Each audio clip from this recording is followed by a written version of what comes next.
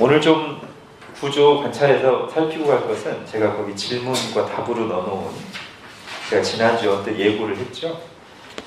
자, 이 본문 6장 12절부터 20절은 앞달락과 연결되는가, 6장 1절부터 11절과 연결되는 것인가, 아니면 뒷달락과 연결되는가, 7장 이후와 연결되는가, 이것을 오늘 좀 분명하게 살피고 넘어가겠습니다. 우선 앞달락과 연결되기 어려운 이유 두 가지 정도가 있는데요. 하나는 우리 바로 앞달락에서 우리 9절부터 보면은 아주 강력하게 여러 가지 죄악들을 열거하면서 불의한 자가 이런 죄를 범하는 자들이 하나님의 나라에 들어갈 수 없다, 그죠? 하나님 나라를 유업으로 받을 수 없다고 아주 강하게 경고했단 말이에요. 그런데 지금 12절에 시작하는 말은 모든 것이 내게 가하나 다 유익한 것은 아니다. 앞에서 한 그 하나님 나라에 들어갈 수 없는 죄들과 그것에 대한 강력한 경고와는 잘 안 어울려요. 그거요. 오늘 보면 이제 12절에 그렇게 전제를 띄운 뒤에 모든 것이 가하나 이렇게 전제를 띄운 뒤에 13절에 음식 얘기, 배 얘기가 나오죠. 몸 얘기가 나오고요. 적어도 제가 볼 때는 이 앞에 단락과 연결점이 없습니다. 왜 갑자기 음식 얘기가 나오지? 앞에 본문에서는 이 음식이 나올 만한, 물론 어떤 분이 뭐 술 취하는 자는 그럴 수 있지만 그렇게 연결이 안 되거든요. 갑자기 음식하고 몸 얘기가 중요하게 나오는데 앞에는 재판 얘기였죠. 형제간에 송사하지 말라, 세상 법정으로 가져가지 말라고 하면서 형제를 속이고 형제를 세상 법정에 넘기는 것이 얼마나 불의한 일인가. 그러면서 그거와 함께 이런 심각한 범죄들을 하는 자들은 하나님 나라 들어갈 수 없다라고 했는데 갑자기 음식은 배를 위하여 있고 배는 음식을 위하여 이런 얘기가 나오잖아요. 아직 앞달락하고 연결점이 없습니다. 자, 일단 그렇고요. 그럼 뒷달락과 연결되는 것인가 살펴보면 분명히 그렇다는 것을 알 수 있습니다. 자, 여기 교재에 제가 다 써놨습니다만 6장 12절부터 20절까지 흐름은 어렵지 않습니다. 어떤 말로 시작하죠? 모든 것이 가하나. 제가 오늘 본문을 요약하면서 맨 첫 문장을 뭐라고 했는지 한번 보십시오. 바울은 그리스도인에게 주어진 자유를 사용하는 원칙을 말합니다. 지금 오늘 본문만 언뜻 보면 이게 잘 안 보일 수도 있어요. 근데 오늘 다 이렇게 전체 구조랑 살피시고 나면 이게 그 얘기구나 하는 걸 아실 수 있습니다. 이 말로 갑자기 시작해서 중간에 들어간 소재가 뭐냐면 음식, 이건 배와 같이 나오고요. 그 다음 몸과 연결되는데 이 얘기를 쭉 한 다음에 마지막에 결론이 뭐냐면 너희 몸으로 하나님께 영광을 돌려라. 이게 오늘 본문 전체 내용이지 않습니까? 그런데 이 뒤에 단락을 보면요. 7장이 뭐냐면 결혼 얘기예요. 성도 여기 포함되고요. 당연히 여기에 몸에 대한 얘기가 나옵니다. 그 다음 8장이 뭐냐면 우상에게 드려진 제물 얘기예요. 결국 음식 얘기예요. 우상에게 드려진 제물을 먹어야 되는가 말아야 되는가, 가한가 아닌가 이 얘기예요. 그 다음에는 9장은 언뜻 보면 다른 얘기가 좀 사실 연결되는데 바울의 모범이에요. 그런데 어떤 모범이냐면 형제의 유익을 위해서 자기의 권리를 포기하는, 자기의 다른 말로 하면 자유를 제한하는, 스스로 사랑으로 자기의 자유를 제한하는, 또는 하나님의 영광을 위해서 자기의 자유를 제한하는 바울 자신의 모범을 쭉 써요. 그리고서 이제 10장 뒷부분 결론부에 뭐라고 하냐면, 어떤 얘기가 나오냐면 이 얘기가 다시 나와요. 모든 것이 가하나, 이 얘기가 나오면서 결론이 뭐냐면, 먹든지 마시든지 무엇을 하든지 다 하나님의 영광을 위하여 하라. 자, 이렇게 나와요. 여러분, 제가 굳이 설명할 필요가 없을 정도로, 그죠? 같은 내용이라는 것을 충분히 아시죠? 그러니까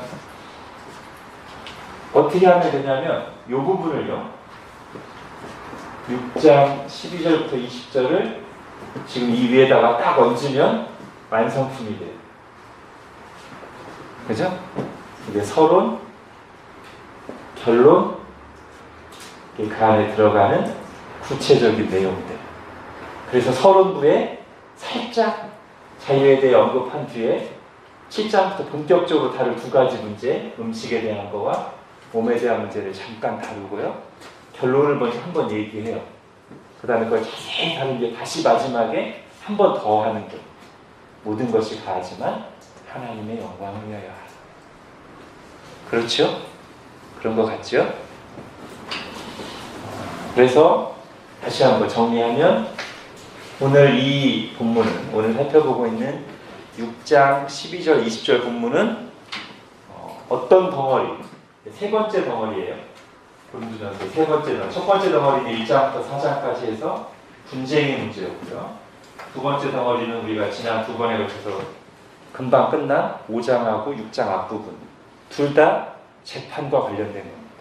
두 번째 덩어리는 교회 안에 있는 심각한 죄를 왜 교회가 치리하지 않는가, 이게 첫 번째고, 그 다음에 왜 교회 안에 있는 형제 간의 사소한 문제를 세상 법정으로 가져가는가, 요거 두 개, 이게 한 덩어리예요. 오늘 이게 세 번째 덩어리인데, 세 번째 덩어리가 결국 6장 12절부터 11장 1절까지, 제가 이제 10장으로 끝냈지만 11장 한 절 들어가기 때문에 이게 세 번째 덩어리고요. 이 세 번째 덩어리인데, 이게 지금 서론이라고 했잖아요.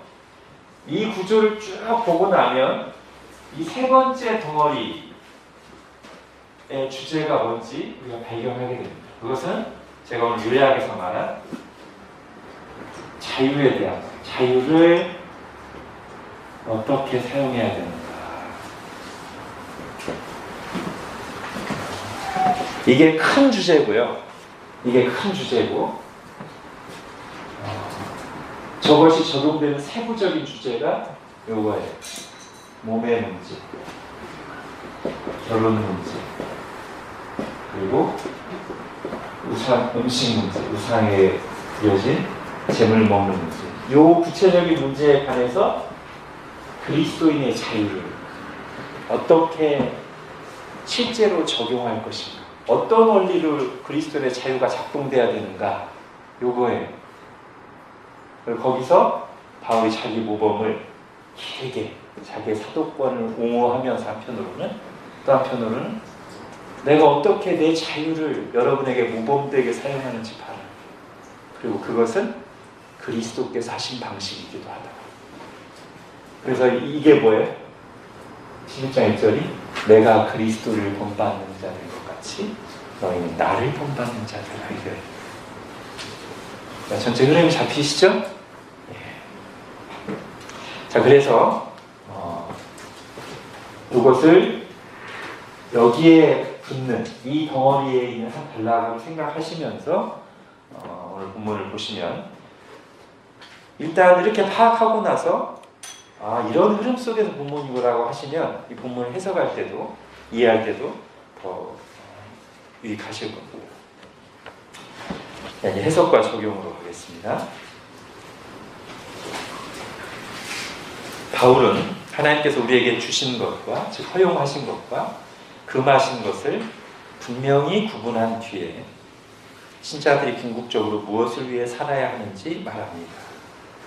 우선 12, 13절을 다시 한번 읽어보겠습니다. 시작. 모든 것이 내게 가하나 다 유익한 것이 아니라 모든 것이 내게 가하나 내가 무엇이든지 얽매이지 아니하리라. 음식은 배를 위하여 있고 배는 음식을 위하여 있으나 하나님은 이것저것을 다 해하시리라.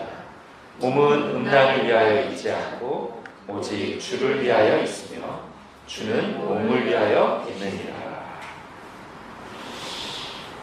지금 사실 이 두 절이요, 이런 흐름을 이해하면서 이 두 절을 딱 보면 사실 이 두 절만으로도 그리스도인의 자유에 대한 원칙이 거의 다 들어가 있다고 볼 만큼 여기 그 내용이 거의 있습니다.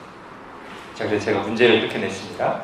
12, 13절은 그리스도인의 자유에 관해 또는 몸의 욕구에 관하여 무엇을 말해주고 있습니까? 자유가 제약을 받는 두 가지 경우가 무엇입니까? 12, 13절에서 이 문제예요. 자유를 어떻게 사용할 것인가, 특히 몸 이런 거와 관련돼서 잘 정리되어 있습니다. 몇 가지로 나눠서 한번 살펴보겠습니다. 자, 우선 첫 번째는요, 이 중에 하나도 이제 빠뜨리면 안 됩니다.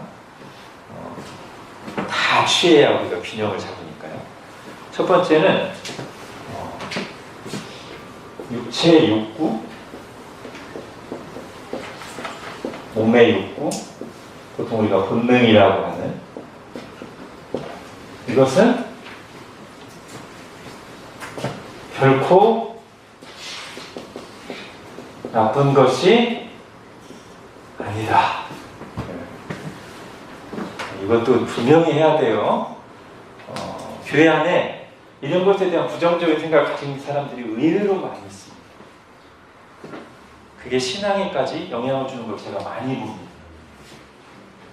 사람과의 관계도 영향을 주는 걸 많이 봅니다. 그러니까 이거 저거 중요한 거 아니야. 나중에 하나님의 영광 이거만 하지 말고요. 요것부터 분명히 읽어요. 요것도 이게 성경이 가르치는 확실한 진리예요. 육체의 욕구, 식욕, 성욕, 수면욕, 성취욕. 성취욕은 좀 다른가요? 자, 이거는 그 자체로 결코 나쁜 게 아닙니다. 그 말이 어디 나오냐면 음식은 배를 위하여 있고 배는 음식을 위하여 있으나, 이 말씀이 들어있다고 할 수 있어요. 지금 자, 음식은 배를 위하여 있고 배는 음식을 위하여 있다. 제가 좀 쉬운 말로 하겠습니다. 음식은 먹으라고 주셨고 배는 그 음식을 먹기 위해 주신 기관이다, 이런 뜻이에요.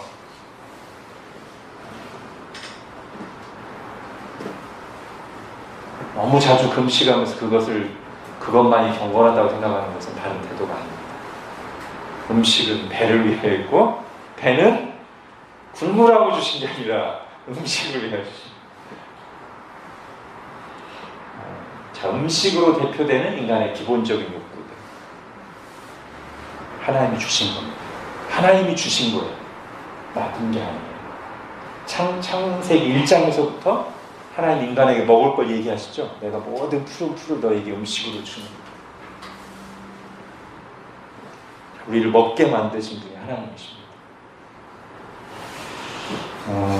만약에 우리 중에 제가 말한 이 기본적인 욕구들 중에 그 어떤 것에 대해서든 굉장히 꺼리거나 부정적인 생각을 가지고 있다면 잘못된 교훈을 받았든지 아니면 살아오면서 부정적인 경험을 했든지 해서 형성된 비성경적인 가치관이나 감정이에요. 그것은 반드시 말씀으로 치유를 받아야 돼요. 내가 이것에 대해서 굉장히 부정적인 생각을 가지고 있는데 이것은 잘못 형성된 거구나. 주님 이거 녹여주세요. 이거 뽑아주세요. 기도하고 고침을 받아야 돼요. 자, 디모데전서 4장 가보겠습니다.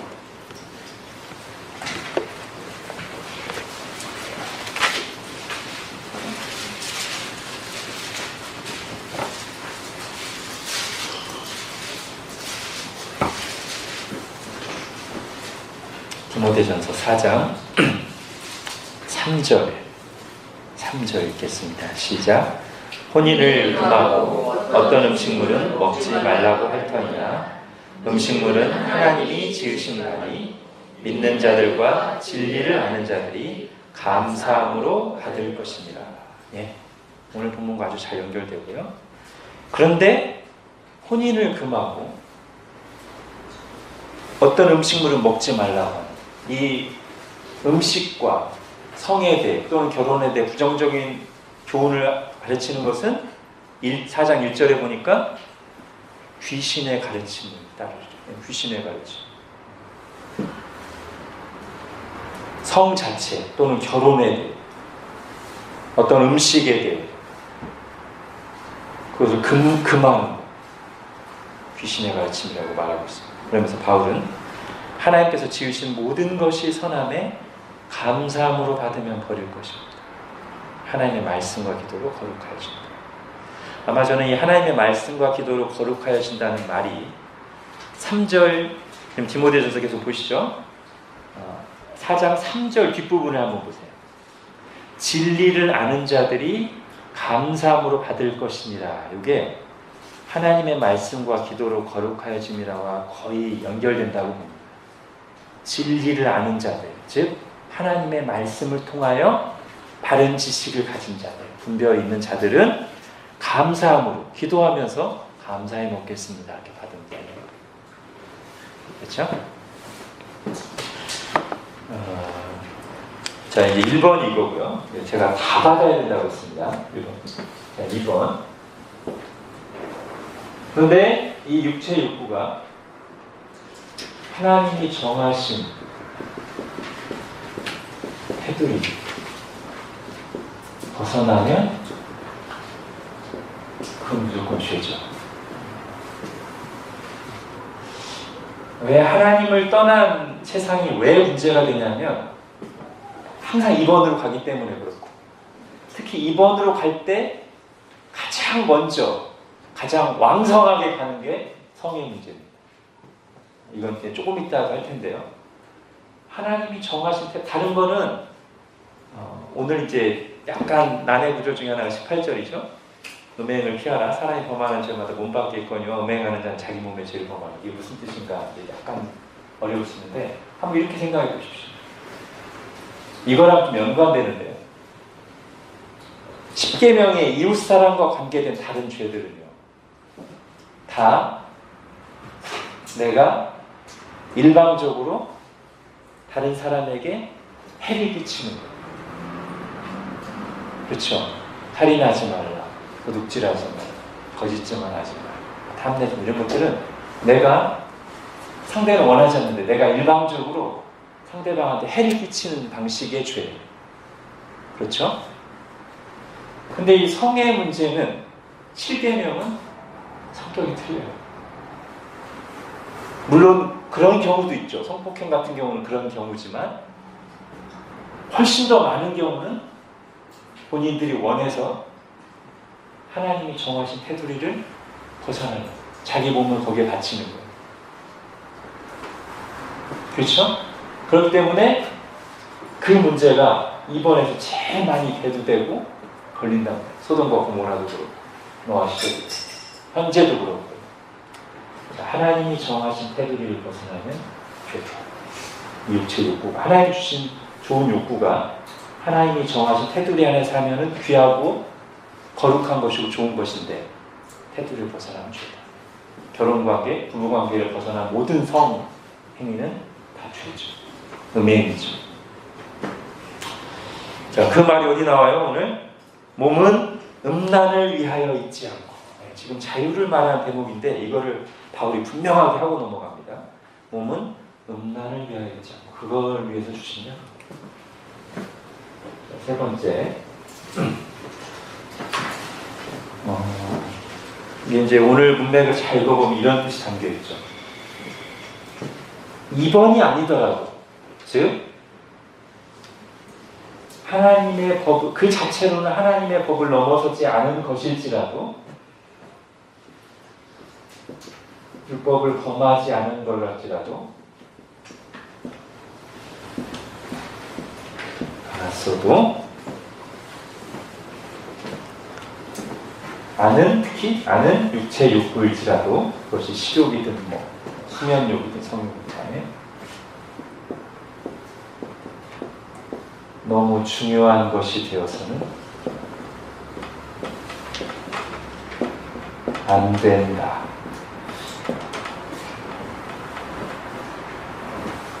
자, 거기 13절에 있죠.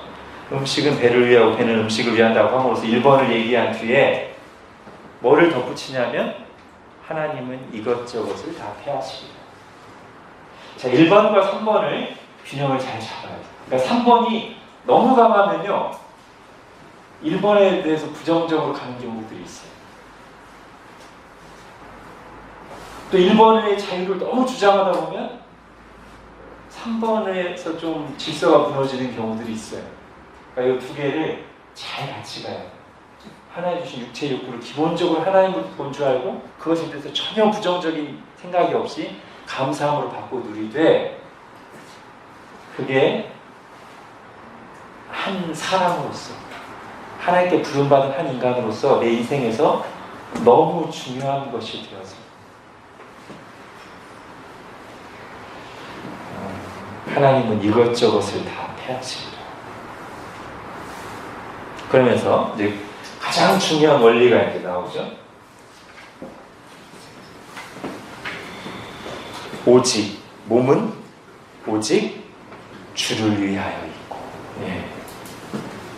이제 이런 모든 것들을 다 통합할 수 있는 최고의 원리, 가장 상위의 원리가 뭐냐면 우리의 존재 자체가 하나님의 영광을 위하여 있기 때문에 우리의 존재 자체가 그 중에 일부인 몸의 욕구도 이 원리 아래에 있어야 된다는 거죠. 그죠? 우리의 존재 자체가 하나님의 영광을 위해서니까 내게 있는 모든 재능, 소유, 시간, 관계, 일 모든 게 다 하나님의 영광을 위하여인데 그 중에 하나로 몸의 욕구도 기본적인 본능도 하나님의 영광을 위해서 다스림 아래 있어야 된다. 그걸 잘하면 여기 아마 균형을 잡을 수 있을 거예요. 그죠? 이제 다음 시간부터 이제 결혼. 이제 사실 고린도전서가 결혼, 부부 생활에 대해서 구체적으로 나오는 가장 구체적인 본문 중에 하나인데, 아무튼 그런 모든 것들이 다 이 원리에 의합니다. 죄는 당연히 안 되고, 그러나 요거를 결코 나쁜 것으로 봐서는 안 되고, 그러나 또 너무 중요한 것이 돼서는 안 돼요. 그런 것을 다 하나님의 영광을 위해서 그 원리의 다스림 아래 있게 하라. 그래서 우리가요 이런 것을 공부할 때마다 사실 조금 시간을 두고 이렇게 그냥 막 강의가 끝나는 게 아니라 사실은 조금 시간을 두고 생각하면 좋아요.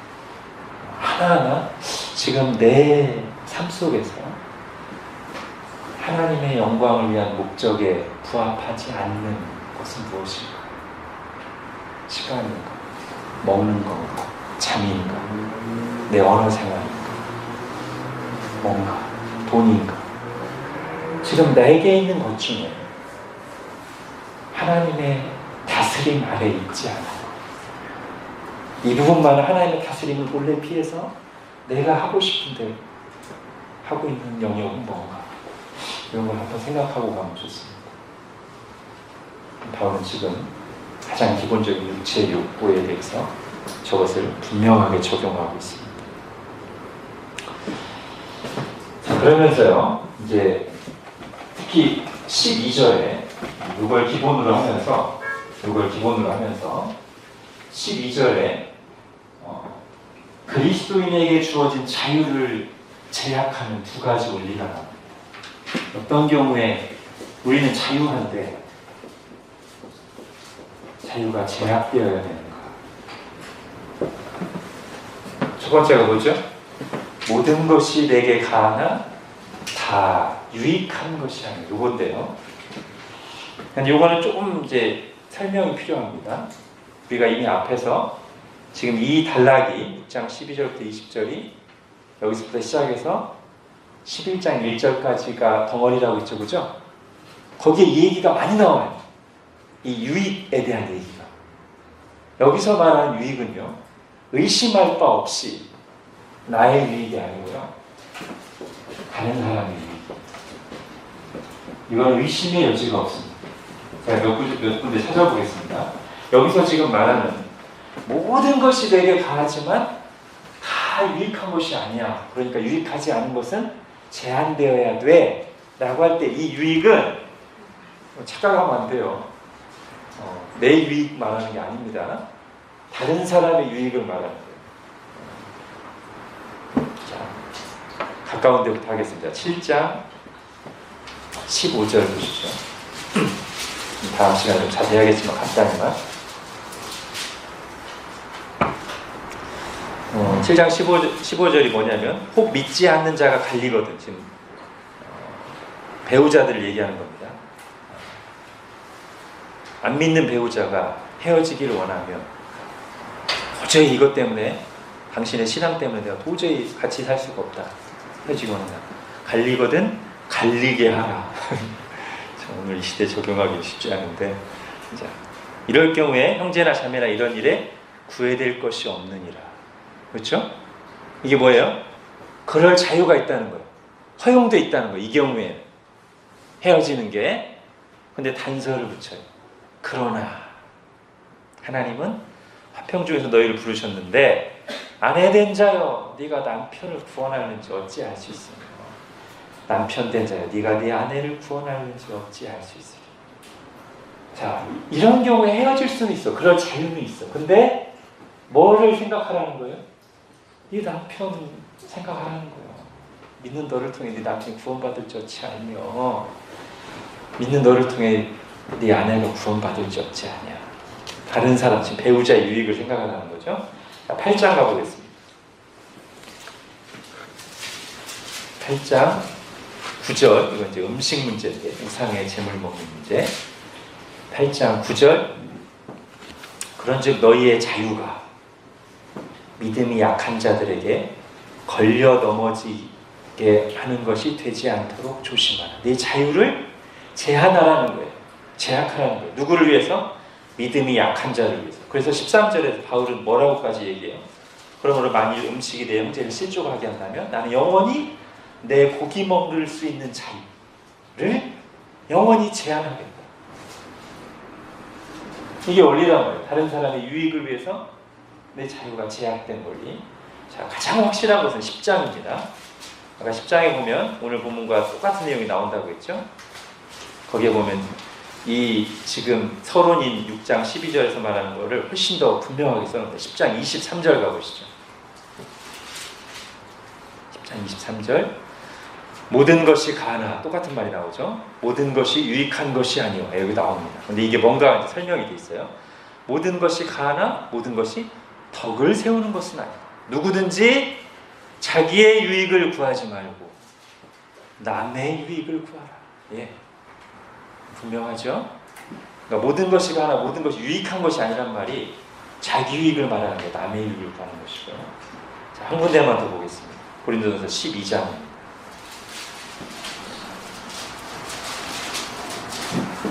은사장이죠. 이건 이제 이 덩어리는 아닙니다만 오늘 살펴보고 있는 이 세 번째 덩어리는 아닙니다만 연관된 내용이 있어서요. 12장 7절에 보면 자, 성령의 은사를 주신 이유가 나옵니다.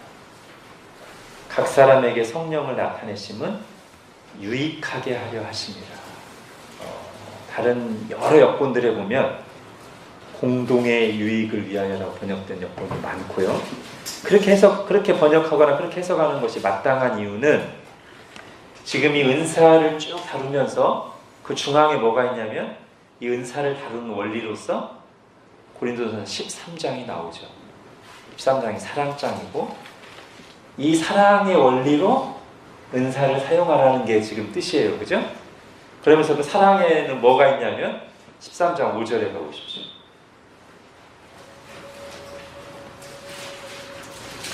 사랑은 어떤 거냐? 무리에 행하지 아니하며 자기의 유익을 구하지 아니하며. 예, 이 원리로 은사가 사용돼야 된다. 자, 이 정도 하면 충분한 증거가 됐다고 생각합니다. 지금 자유를 제한하는 첫 번째 원리가 뭐냐면 형제의 유익, 나의 유익 말고 다른 지체의 유익을 위해서는 내 자유가 제약되어야 돼요. 그게 우리에게 자유를 주신 하나님의 뜻이에요. 즉 사랑의 제약이 있어야 돼요. 자, 두 번째 거기 뭐라고 나오죠? 모든 것이 내게 가하나, 그 다음에 내가 무엇에든지 얽매이지 아니하리라. 이거를 아마 이렇게 쓰면 맞을 것 같습니다. 우선순위 지키기 위에 자유가 제한될 수 있습니다. 자, 얽매인다는 게 뭘까요? 그러니까 할 수 있는 일이에요. 아까 말한 것처럼 율법의 테두리를 벗어난 게 아니라 할 수 있어요. 할 수 있는 일인데 처음에 내가 좋아서 할 수 있는 일이니까 했지만 어느 순간 거기에 내 마음과 시간과 이런 게 막 다 이제 얽매여가지고 더 중요한 일이 있는데 이게 이제 걸림돌이에요. 처음에는 자유로 시작했지만 나중에는 말이 자유지 이거에 종이 돼 있어. 그래서 더 중요한 일, 하나님을 섬기는 일, 형제를 사랑하는 일이 있는데 여기에 매여서 나 잠깐만 이것 좀 하고 이것 좀 더 해야 돼. 지금 그게 중요해? 저기 가지 뭐. 아니야 이것 좀 끝내고. 이건 지금 얽매이는 거죠, 그죠? 본인은 자유라고 말해. 이거 해도 되는 거잖아. 뭐, 율법이 하지 말라고 했어. 근데 매여 있어. 자유인데 얽매였어. 이게 지금 서로 모순되는 말이죠. 자유인데 종이 돼 있어. 대표적인 경우가 뭡니까? 중독이죠, 그죠? 중독. 물론 중독 중에는 도박이나 이런 것처럼 그 자체로 하나님의 정하신 테두리를 벗어날 만한 것들도 있지만 어떤 것들은 그 자체로는 죄라고 할 수 없는데 정도가 심해져서 그게 내가 이제 그거에 종이 돼서 자기는 좋아서 한다고 하지만 알코올이든 게임이든 스포츠든 뭐든 거기에 너무 그게 우선순위가 와 있어서 그래서 언제 자유가 제약돼야 되는가? 얽매이지 않을 만큼의 자유예요. 우선순위를 지킬 수 있을 만큼의 자유여야지. 그걸 넘어서면 본인은 자유라고 하지만 자유가 아닌 거예요. 종이 되는 거예요. 자, 이 두 가지를 잘 아우를 수 있는 칼빈의 말을 제가 한번 가져와 보겠습니다. 자, 어떤 그리스도인이 자신의 형제들을 위해서 자신의 자유를 포기하여야 마땅한데도 그렇게 하기가 싫어서 짜증을 부리며 결국 자기가 하고 싶은 대로 행하게 되면 그 사람은 겉으로는 자신의 자유를 누린 것처럼 보이지만 사실은 그가 자신의 욕망의 노예가 되어 있다는 것을 드러내고 있을 뿐입니다. 그죠? 이 두 가지가 다 지금 적용되는 내용입니다. 형제의 유익을 위해서, 다른 사람 섬기기 위해서 내 자유를 제한해야 되는데 그걸 요구하면 막 짜증내면서 결국 자기 하고 싶은 대로 내 자유야, 해도 되잖아. 자유로하고 자기는 자유라고 하지만 사실은 더 중요한 일, 훨씬 더 가치 있는 하나님의 명하신 일을 이 사소한 것 때문에 거기에 매여서 못하는 나는 자유인이 아니고 종이다. 욕망의 노예다. 이렇게 말하고 있다는 것이죠. 우리도 잘 생각해 봐야 돼요. 한편으로는 우리의 사고가 늘 율법적이어서는 안 되죠. 그죠? 왜 율법적이어서 또 안 되냐면 항상 다른 사람 안 보는데 본인 스스로 율법적인 생각을 막 하다가 빵 튕겨나가가지고 갑자기 일탈하고 또 막 율법적으로 막 본인을 짓누르다가 빵 일탈하고 그러면 굉장히 건강하지 못한 신앙이죠. 그죠? 율법적인 생각을 늘 복음으로 하나님의 사랑으로 다 정화해서 자유한 거예요. 자유한 가운데 근데 더 중요한 것이 있으니까 내가 주님을 사랑하니까 그래서 안 하면서 이렇게 마음의 여유가 있어야지. 막 사람들 눈치 보고 뭐 이거 하면 안 돼요. 막 이렇게 하다가 스스로 충혈돼가지고 어느 순간 빵 터져버리기를 반복하면 그 사람이 1번부터 다시 좀 정리를 해가지고 주님 저 좀 고쳐주세요. 치료를 받아야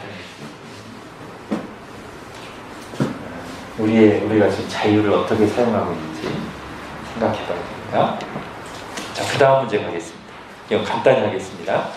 그리스도인의 자유 또는 몸에 대한 기본 원리를 밝힌 바울은 음행에 대해 구체적으로 경고합니다. 특별히 음행을 강조하여 다룬 이유가 무엇일까요?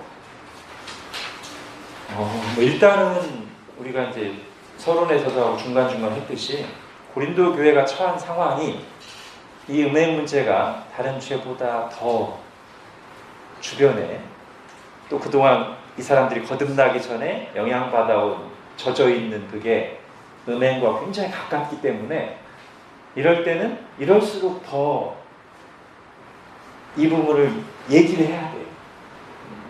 그렇죠?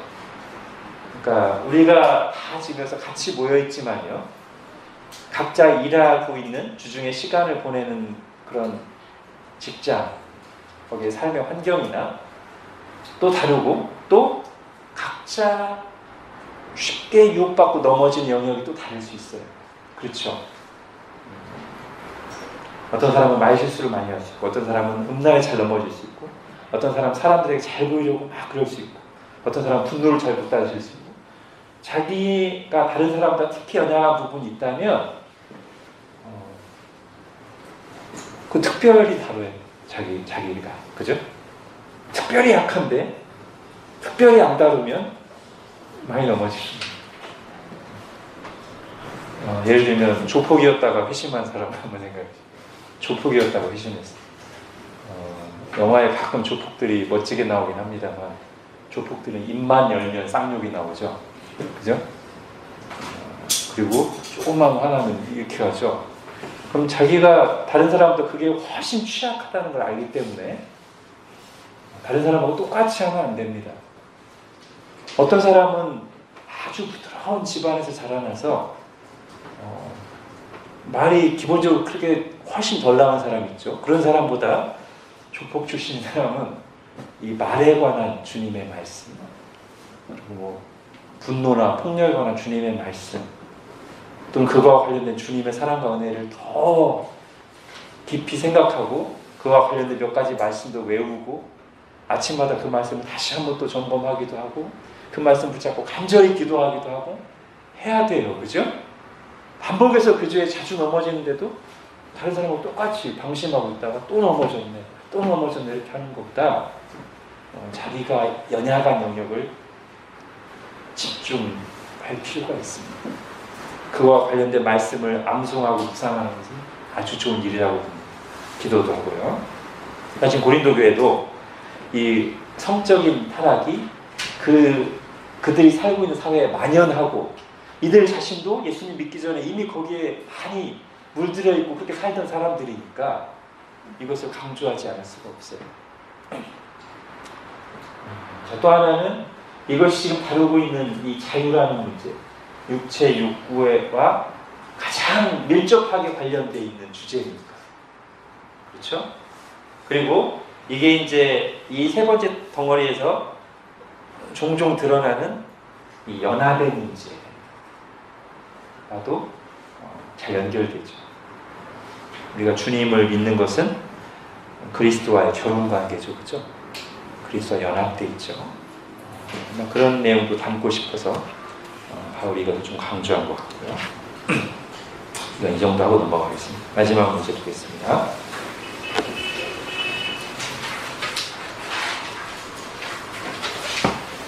자, 20절을 로마서 12장 1절과 비교해 보십시오. 자, 20절을 먼저 읽겠습니다. 20절 시작. 값으로 산 것이 되었으니 그런즉 너희 몸으로 하나님께 영광을 돌리라. 예, 이거와 로마서 12장 1절.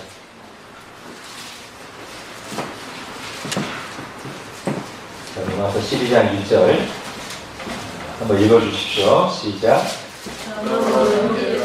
내가 하나님의 이름을 전하여주고 너희를 보내노니 너희 몸을 하나님께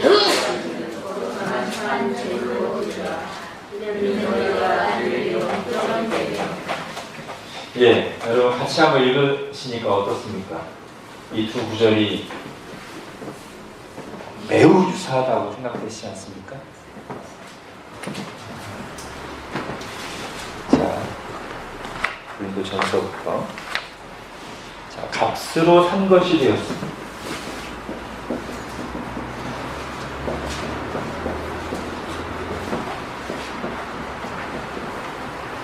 너희 몸으로 하나님께 영광을 드리라. 이제 6장 20절이라면 이거와 거의 매칭되는 로마서 12장 6절이 어떻게 매칭됩니까?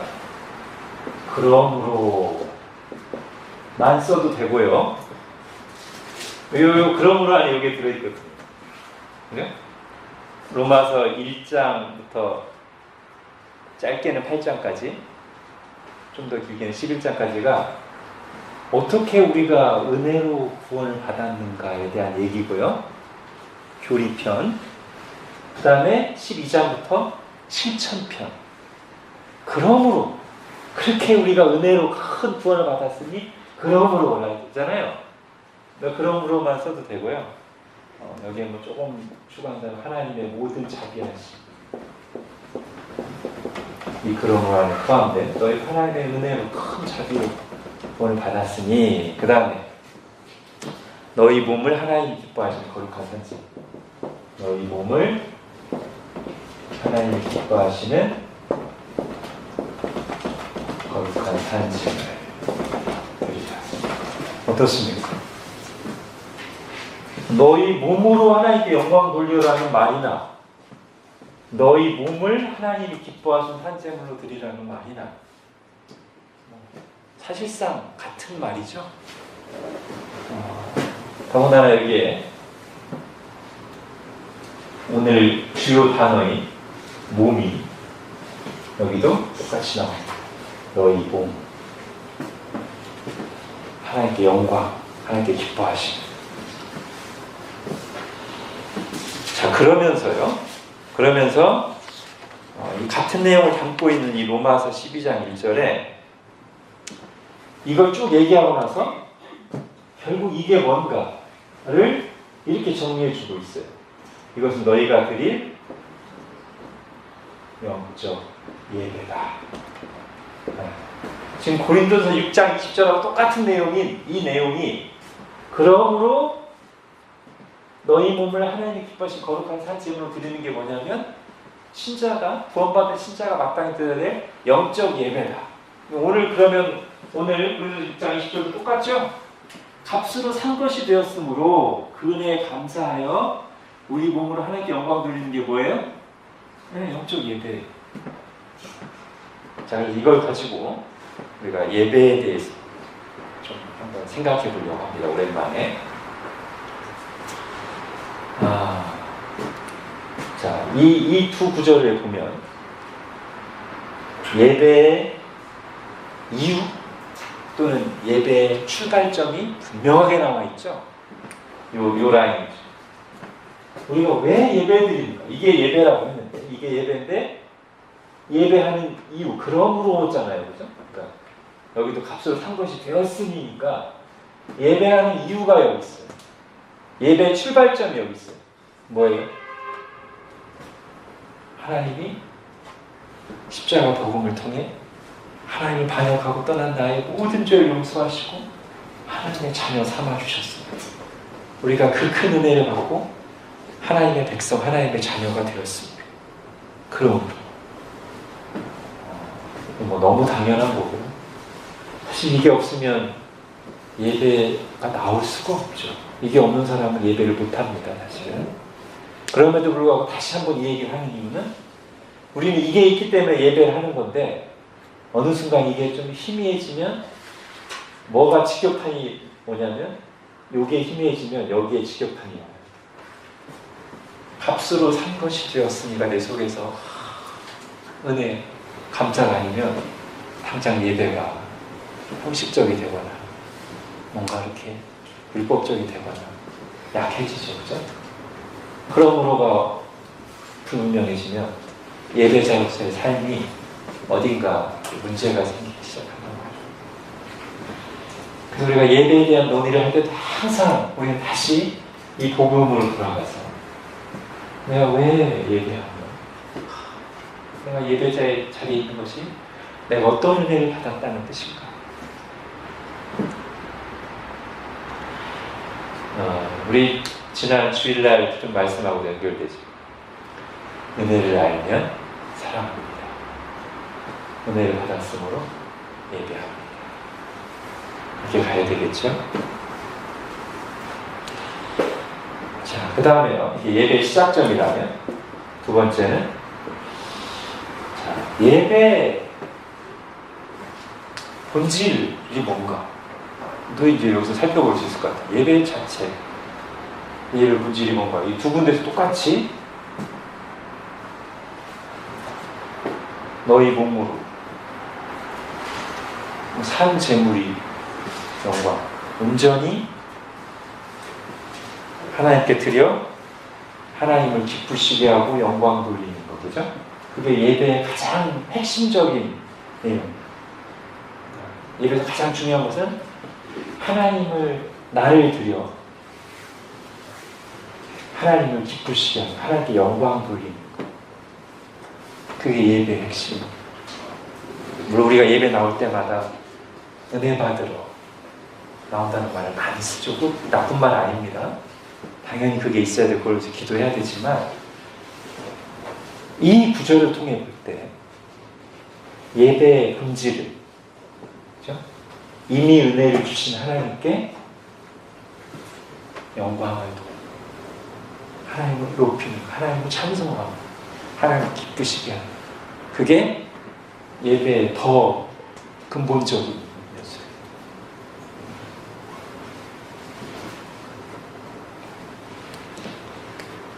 그럼 이것과 거의 뭐 뗄래야 뗄 수 없는데 예배의 자세죠.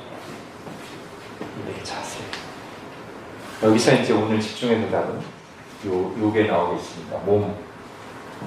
우리가 보통 예배하면 뭐예요? 우리가 예배 자세에 관해서 가장 잘 아는 구절이, 가끔 제가 예배 시작 전에 초청 문구로 시편에 나오는 우리의 도움은 천지를 지신 여호와 이름이 뜨다 말고 하는 게, 하나님은 영이시니 예배하는 자가 영과 진리로 예배를 드냐, 그죠? 그래서 우리가 보통 이렇게 막 마음으로 강조한단 말이에요. 그건 아무리 강조도 지나치지 않는데, 오늘 지금 이 구절에서는 예배가 뭔가, 예배 핵심을 말하는 데서 똑같이 고린도전서나 로마서나 몸을 얘기하고 있음을 우리가 좀 주목할 필요가 있습니다. 예배, 하나님을 영적으로 온전히 예배하는 거에서 반드시 있어야 될 자세는 몸을 드린다. 몸을 드린다. 두 자로 드릴 헌, 몸신.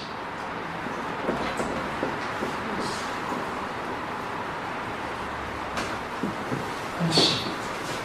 예배, 우리가 하나님 예배한다고 할 때 예배의 본질은 하나님께 영광 돌리는 것이죠.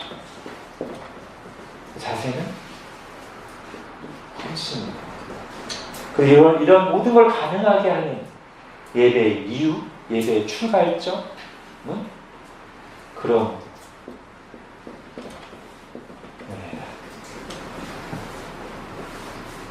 그렇죠?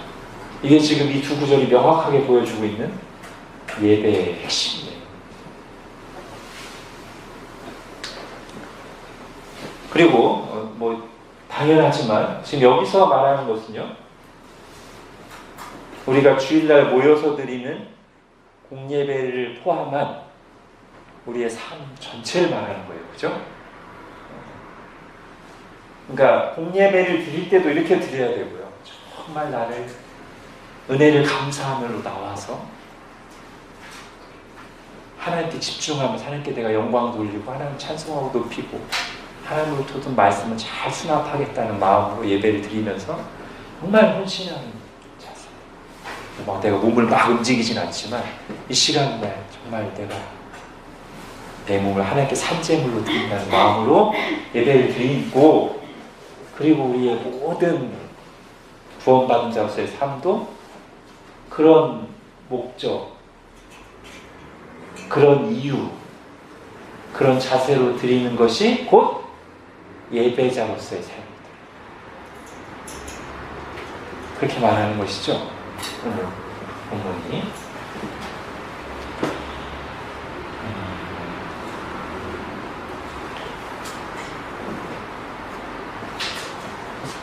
자, 이렇게 나왔기 때문에 자유에 대해서 한 가지만 더 하고 이제 마치면요.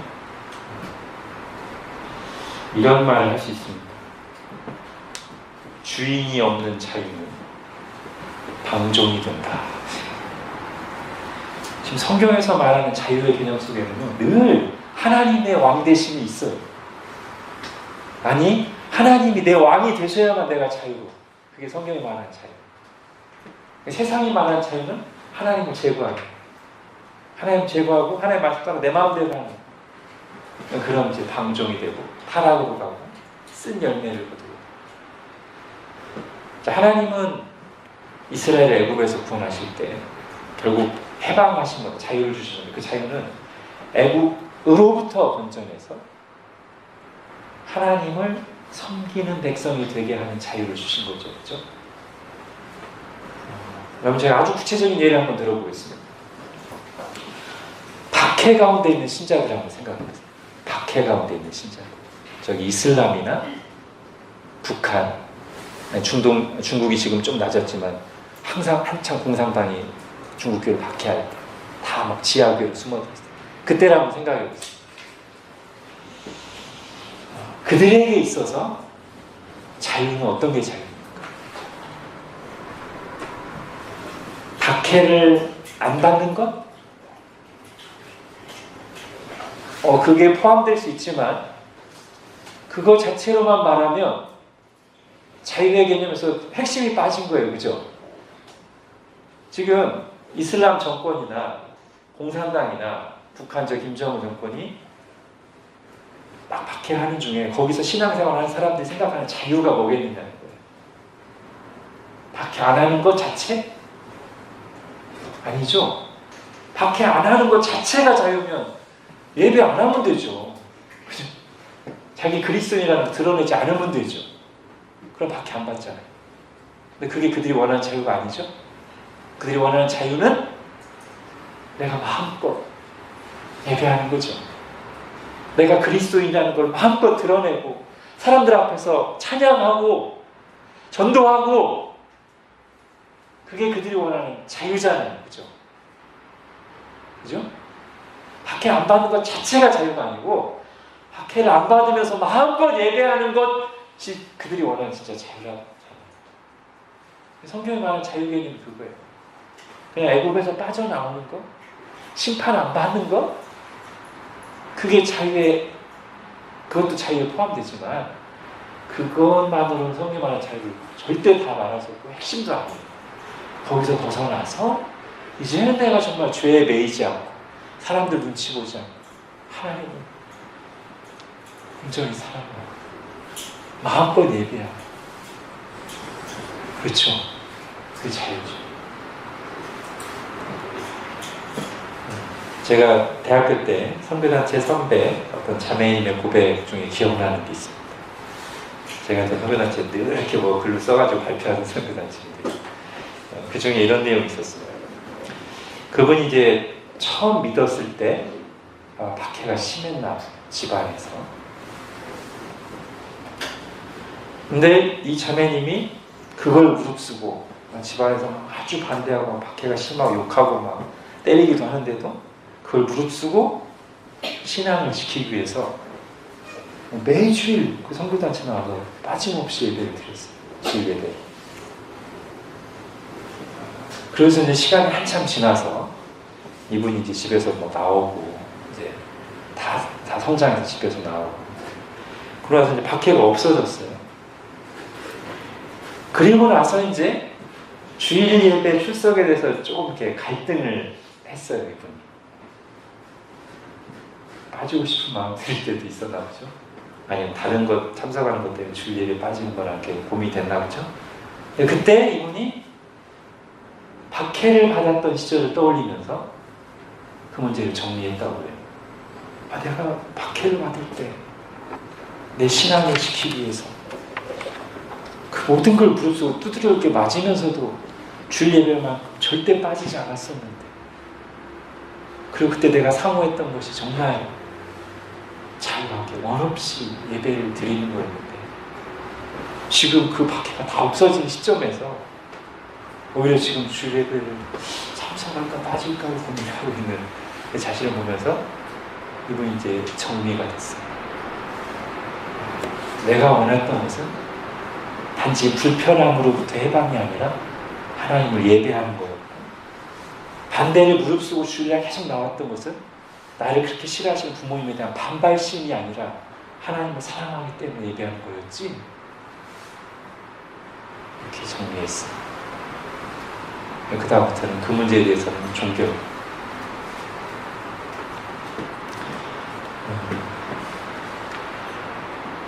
여러분, 사람을 의식하는, 다른 사람들을 의식하는 사람에서 진정한 자유의 열매는 뭐겠습니까? 나를 불편하게 하는 사람들로부터 멀리 떨어지는 것. 또 가난한 성도 중에는 나 교회 나오면 자꾸 사람들이 있을 때 신경 써서 차라리 집에서 인터넷 보면서 예배 드리는 게 내가 오히려 더 자유함 가운데 예배할 수 있습니다. 현상적으로는 그럴 수 있죠. 그러나 그것은 진정한 자유를 추구한 게 아니고 도피하는 거죠. 그렇죠? 진정한 자유의 문제는 여기서 해결돼야 됩니다. 내가 왜 사람을 의식하는가? 예배하는데 나 하나님께 은혜 받아 하나님 영광 돌리러 예배하는, 내가 왜 사람들을 의식하고 있는가? 주님, 제가 왜 매입니까? 주님, 이 문제를 제가 뭐 때문인지 비춰주시고 말씀으로 해결해 주십시오. 이렇게 해서 이게 해결돼서 어떤 사람이 있든지 어느 환경에서든지 내가 하나님께 집중해서 예배해야 이게 진정한 자유가 해결된 거지. 나를 불편하게 하니까 이래서, 환경이 저니까 저래서, 늘 핑계거리, 그러면 늘 예배 안 나오고, 가난한 성도 중에 그런 사람이 많을 겁니다. 이것 때문에 못 나오고 저것 때문에 못 나오고, 이게 매일 저거 도피하고 있는, 자유를 추구하는 게 아니고 스스로 가둬두고 있는 어떤 분이지. 그래서요, 이제 정리하면 이제 자유함에 대한 문제인데, 결국은 이 세 번째 덩어리가 늘 생각해야 돼요. 뭐로부터의 자유며 무엇을 위한 자유입니까?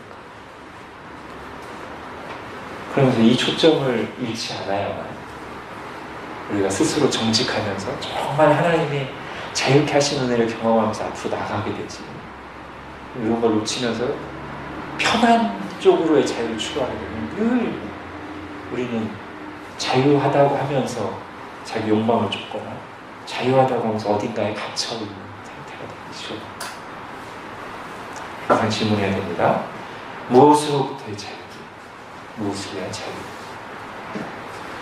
우리 주님은 우리에게 모든, 하나님의 모든 얽매여 있는 것으로부터 우리를 자유케 하셔서 정말 하나님을 중심에 두고 뜨겁게 하나님을 사랑하고 다른 사람을 사랑하는 자유로 우리를 부르셨고, 우리가 그쪽으로 계속 나아가기를 하나님 원하십니다.